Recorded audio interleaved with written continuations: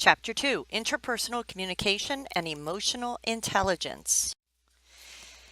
In this chapter, we will be describing the interpersonal communication process and barriers to effective communication.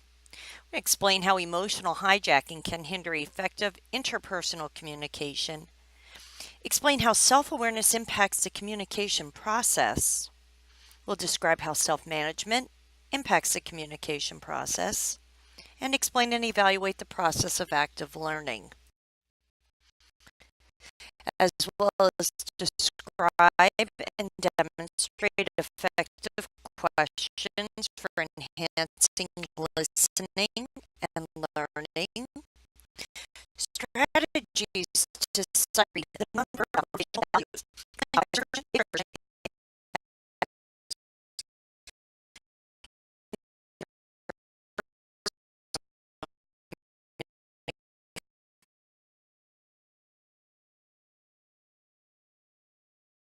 So again, we're going to look at that communication process and barriers to it. The emotional hijacking and self-awareness, impacts of self-management, empathy, active listening, barriers to listening, asking questions, avoiding the traps of empathy, sight reading, nonverbal communication, relationship management, communication preferences and the impact of introversion and extroversion, and maintaining civil communication. In nearly any pool of skills needed for career success, employees identify interpersonal skills as the most important. For example, consider the results of a recent Gallup poll of working adults depicted in Table 2.1. More than any other item in the survey, respondents recognized skill in dealing with people as the most critical. To engage in effective interpersonal communication, then, focus on the following two tasks: overcoming your barriers to communication and managing emotions to engage in constructive communication. We often take the interpersonal communication process for granted, rarely thinking about its building blocks and how they influence the quality of our communications. However, consciously becoming aware of these basic elements can help you improve your interpersonal communication skills and work more effectively with others. The interpersonal communication process is the process of sending and receiving verbal and nonverbal messages between two or more people. It involves the exchange of simultaneous and mutual messages to share and negotiate meaning between those involved. So we see the interpersonal communication process depicted in 2.1. It's the process of sending and receiving these verbal and nonverbal messages between two or more people. Each person involved in interpersonal communication is both encoding and decoding meaning. So what is meaning? It refers to the thoughts and feelings that people intend to communicate to one another. Encoding is the process of converting meaning into messages composed of words and nonverbal signals. Decoding is the process of the interpreting of the message from others into meaning. In the interpersonal process, communicators encode and send messages at the same time that they also receive and decode messages. So one goal of interpersonal communication is to arrive at what we call shared meaning, a situation in which people involved in interpersonal communication attain the same understanding about ideas, thoughts, and feelings. In practice, many barriers interfere with achieving shared meaning, including external noise, internal noise, and lifetime experiences. So noises cause distortion to or interrupt messages. 4 types of noise affect the quality of message delivery: physical noise, physiological noise, semantic noise, and psychological noise. Physical noise is external noise. The other 3 types of noise are distortions or interruptions of messages that are caused by internal characteristics of communicators. Physical noise is external noise that makes a message difficult to hear or otherwise receive. Examples include loud sounds nearby that interrupt verbal signals, or physical barriers that prevent communicators from observing nonverbal signals. Physical noise can also be a function of the medium used. A poor signal for a phone conversation and blurry video feed for a teleconference are examples of physical noise. Physiological noise refers to disruption due to physiological factors. These include hearing problems, illness, memory loss, and so on. Conversely, a communicator may have difficult time sending a message due to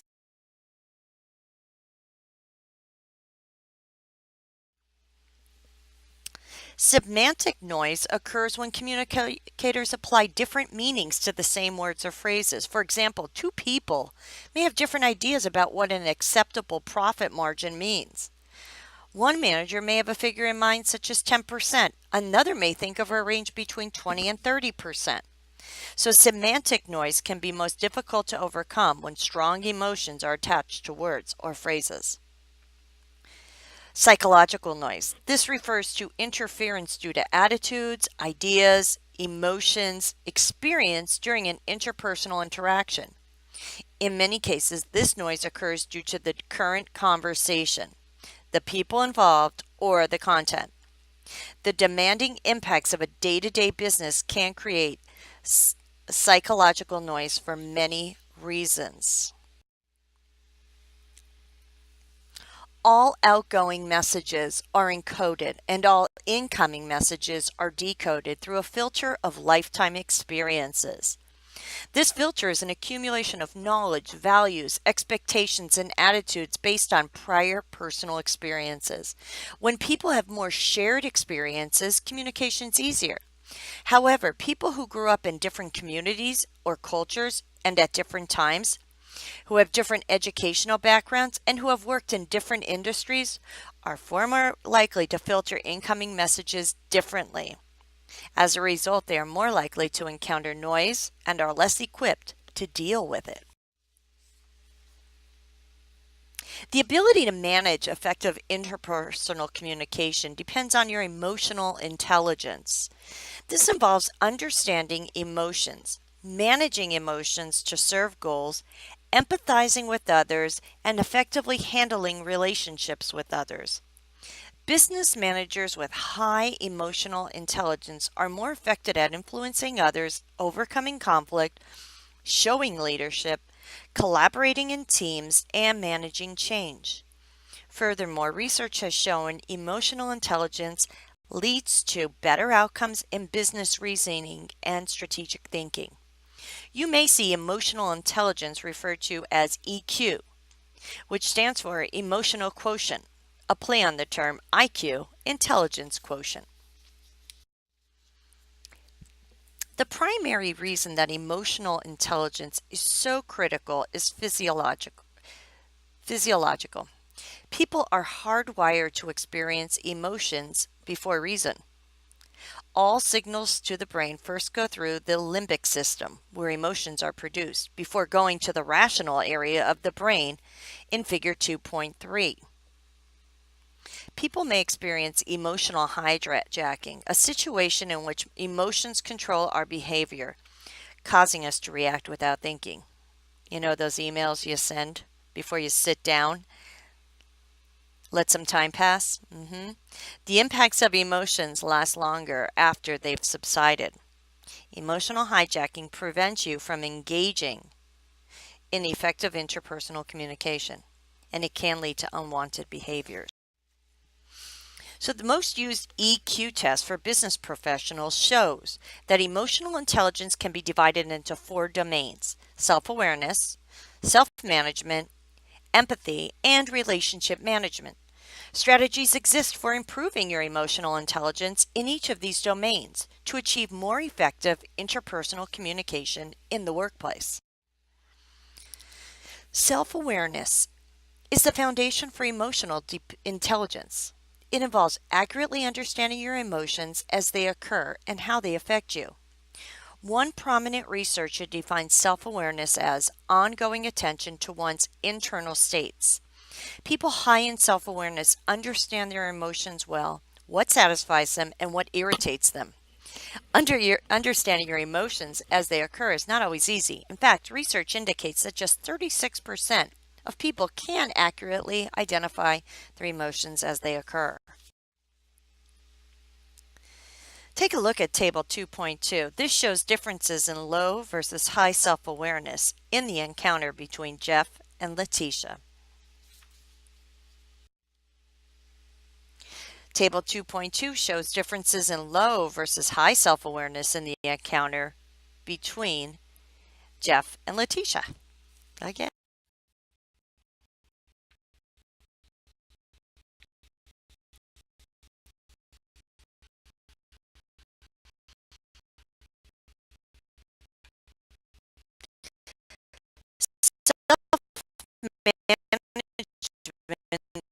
Is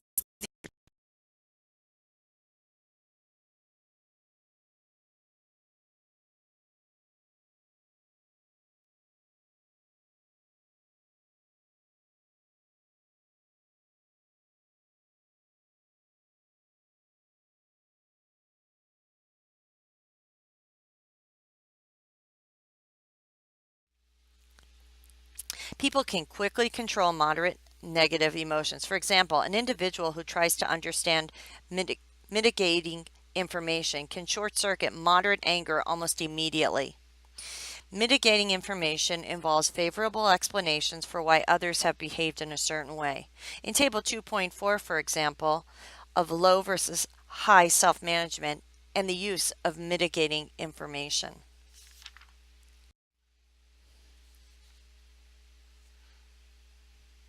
And there it is again.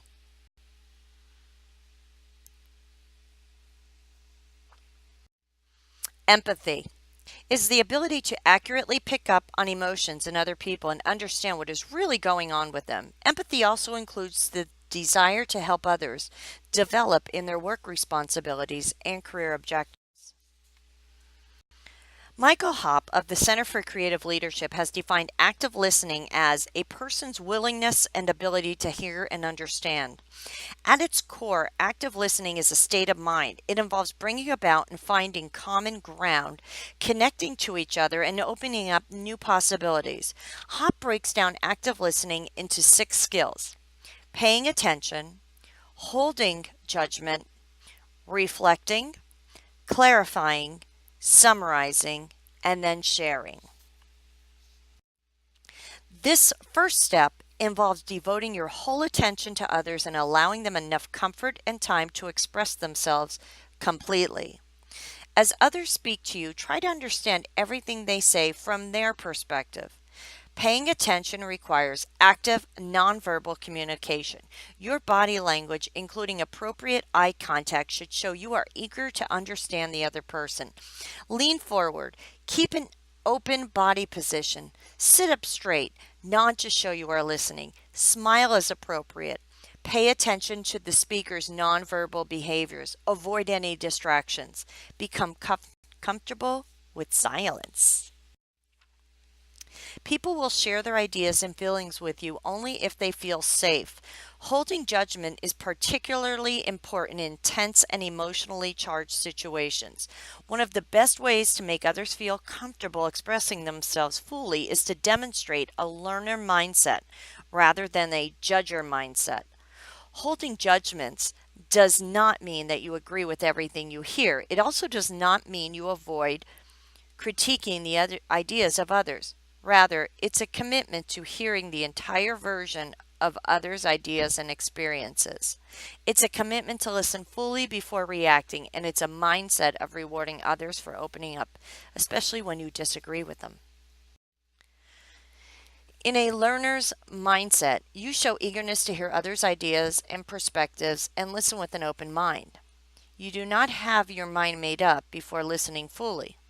When you disagree, you stay open to the possibility of finding common ground and mutually beneficial solutions. Under the learner mindset, difference of opinion is considered normal, healthy, and potentially solution producing. In a judger mindset, people have their minds made up before listening carefully to others' ideas, perspective, and experiences. Judgers view disagreement rigidly with little possibility of finding common ground unless the other person changes his or her views. Judging often involves punishing others for disagreement. At its extreme, the judger mindset involves ascribing negative traits to others and labeling them in undesirable terms.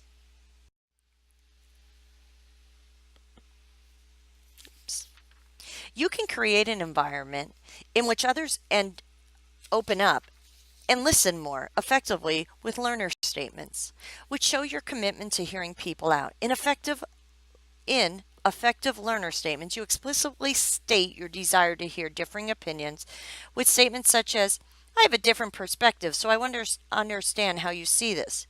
By contrast, people who make judger statements, which show they are closed off to hearing people out, shut down honest conversation.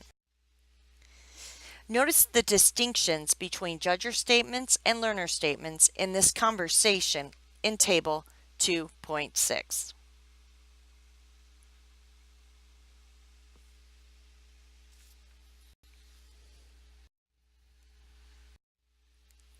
Active listening requires that you reflect on the ideas and emotions of others. To make sure you really understand others, you should frequently paraphrase what you're hearing. Notice the sorry. As Table 2.7 shows, good reflecting statements begin with phrases such as, it sounds to me like, so you're not happy with, or let me make sure I understand. Reflecting statements. Clarifying involves making sure you have a clear understanding of what others mean. It includes double checking that you understand the perspectives of others and asking them to elaborate and qualify their thoughts. It is more than simply paraphrasing. It involves trying to connect the other thoughts of others so you can better understand how they are making conclusions. As Table 2.8 shows, good clarifying questions are open-ended and start with learner-oriented phrases such as, what are your thoughts on, or could you explain how?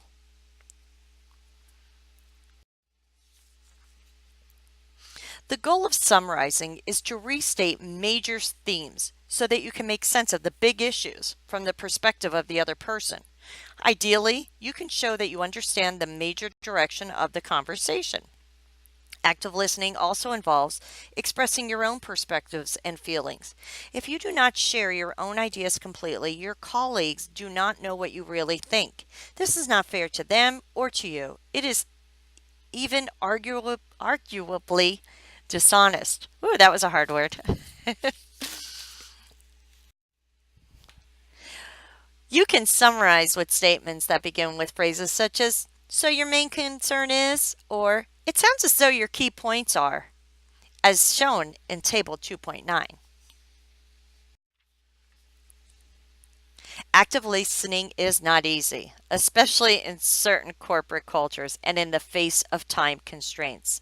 Some barriers to listening are lack of time, lack of patience and attention span, the image of leadership, communication technology, fear of bad news or uncomfortable information, defending, me too statements, giving advice, and judging.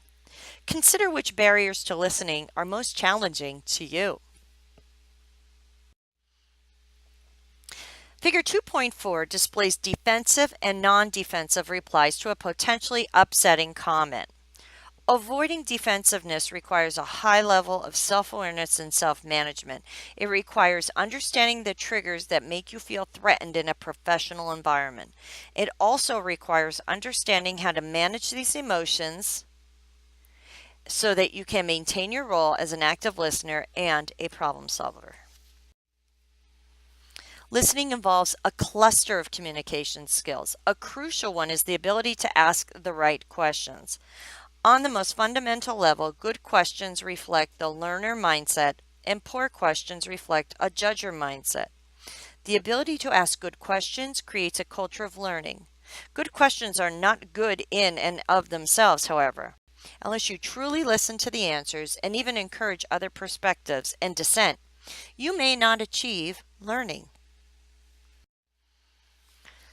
Listening involves a, didn't I just read that? A cluster of communication skills.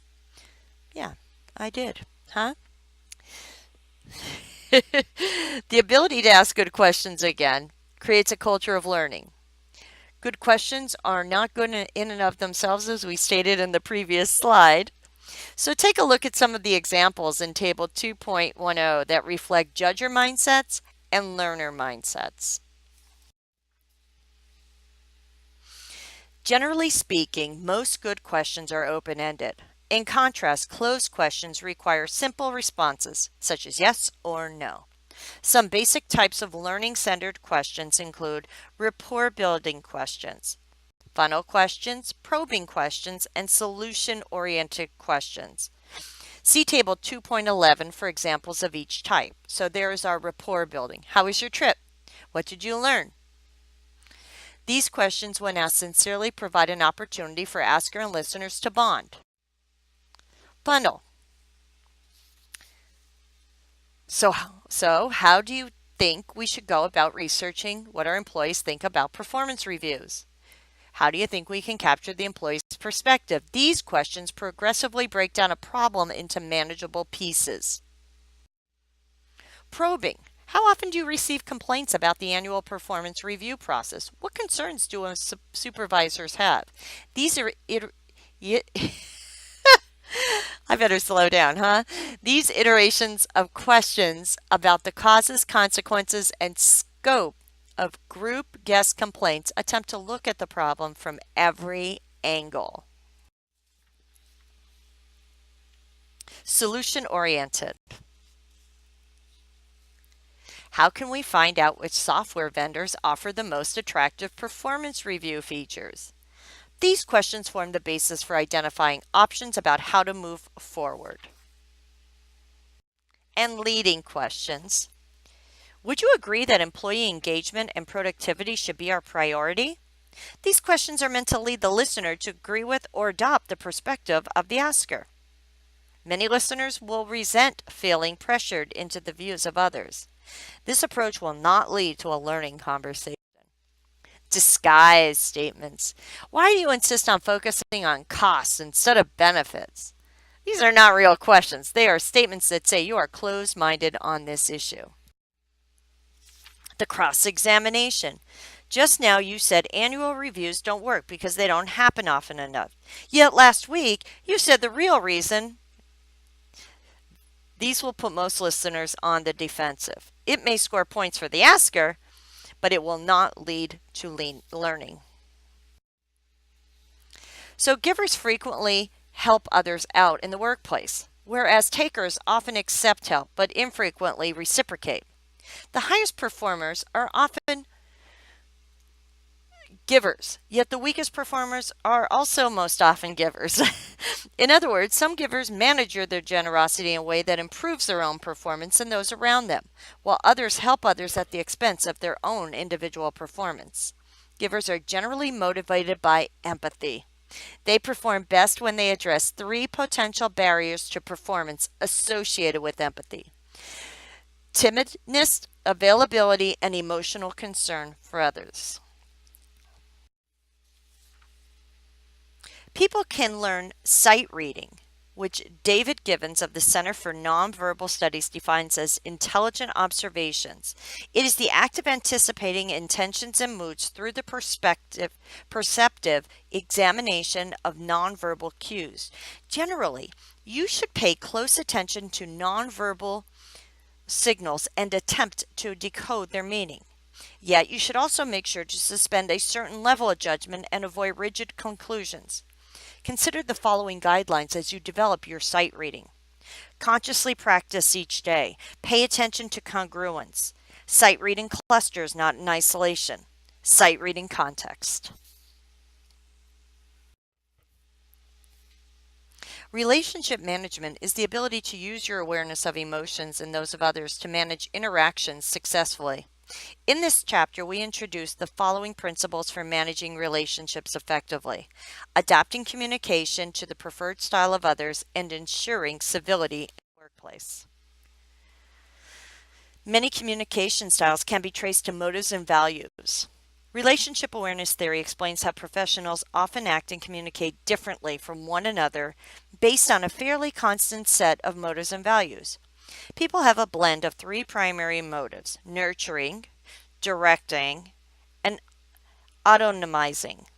A person's motivational value system is a blend of these primary motives and refers to the frequency with which these values guide their actions. Professionals with the blue motivational value system are most often guided by motives to protect others, help others grow, and act in the best interest of others. About 30% of business managers are strongly aligned with blue motivations. Those with red are often most guided by concerns about organizing people, time, money, and other resources to accomplish results. About 46% of business managers are in this red area. Professionals with a green MVS are most often concerned about making sure business activities have been thought out carefully and that the right processes are put into place to accomplish things. 16% of business managers are strongly aligned with green. Hubs are professionals who are guided almost equally by all three. Among business professionals, 43% are hubs. In Table 2.13, you can see how blues, reds, greens, and hubs differ in various ways. Take a few minutes to view this table. See how people with these MVSs differ as far as what they prefer in work environments, what makes them feel satisfied and rewarded, what triggers conflict for them, and how their overdone strengths may be perceived as weaknesses. Think about which style best matches you. You might also think about which style you clash with the most.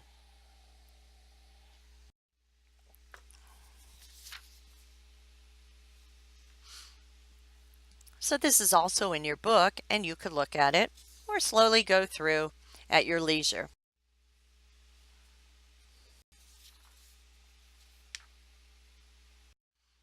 We all want to be hubs.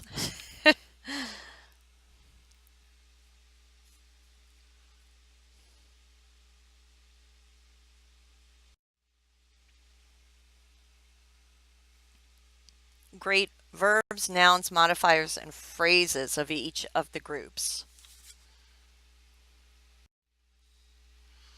Okay, figures 2.5 and 2.6 we'll see in our next slide contain two brief conversations which are somewhat simplified due to space.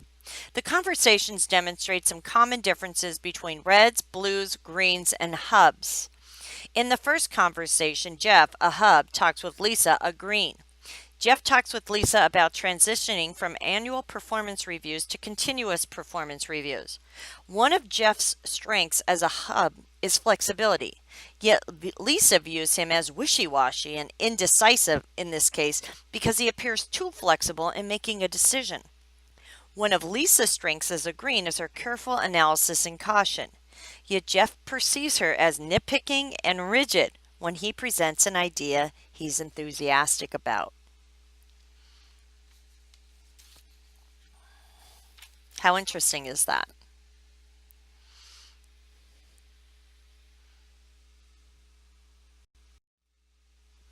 In the next conversation, Letitia and Steve talk about setting up an online survey to get input from employees about performance review systems. One of Letitia's strengths as a blue is her ability to think about the needs and feelings of others. Yet in this case, Steve views her as lacking in initiative and being subservient to others. Two of Steve's strengths as a red are his focus on action and his desire to leave positive change. Yet in this case, Letitia perceives him as combative and bossy. So just knowing the different personalities and where they fall in this red, blue, green, and hubs will really help your conversations. One element of personality that plays a major role in workplace communication is professionals' level of extroversion introversion. Extroverts tend to get much of their stimulation and energy from their own thoughts, feelings, and moods. If I said extrovert, I meant introvert. Extroverts tend to get much of their stimulation and energy from external sources such as social interaction.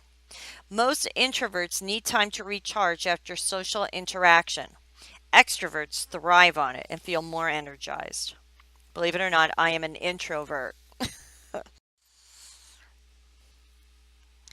Table 2.5 shows some of the strengths of introverts and extroverts. We'll see that in the next slide. And consider how people can accomplish much more by uniting these strengths. So introverts,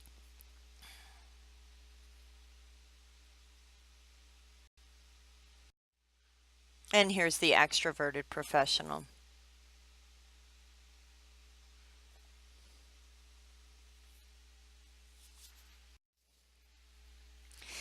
In the interaction among colleagues in the workplace, incivility is common. Nearly 4 in 10 respondents said they have colleagues who are rude or disrespectful.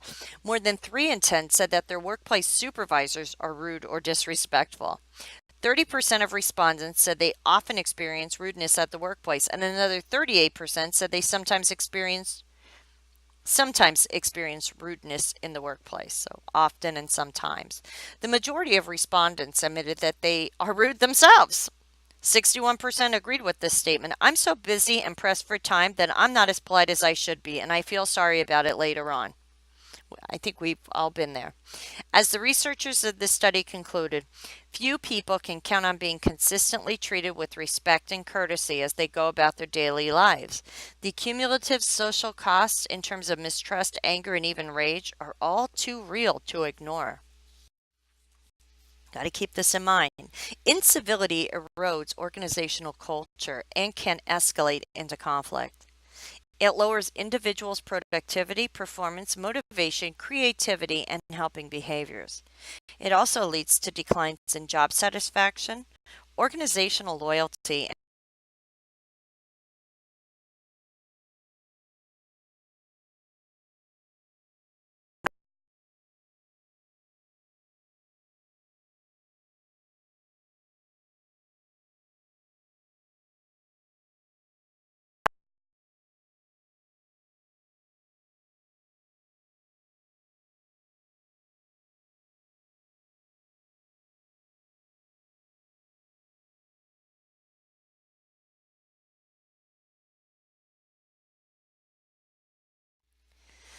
People show disrespect and rudeness to others in almost limitless ways. Generally, incivility occurs when a person ignores others, fails to display basic courtesies, fails to recognize the efforts of others, fails to respect the time and privacy of others, and fails to recognize the basic worth and dignity of others. Think about whether you have witnessed or engaged in some of these types of incivilities.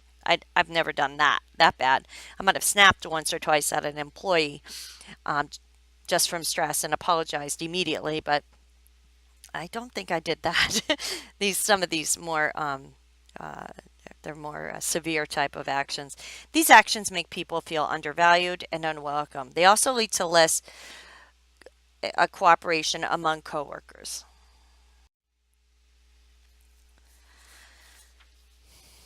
PM Forney, one of the leading voices on improving civility in society and the workplace, recommended 8 guiding principles.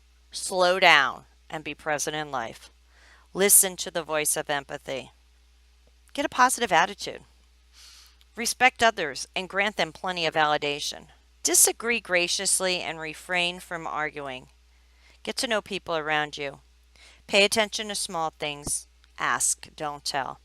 One of the best ways of keeping your emotional intelligence high and maintaining the habit of communicating respectfully is to get to know people around you and humanize your work.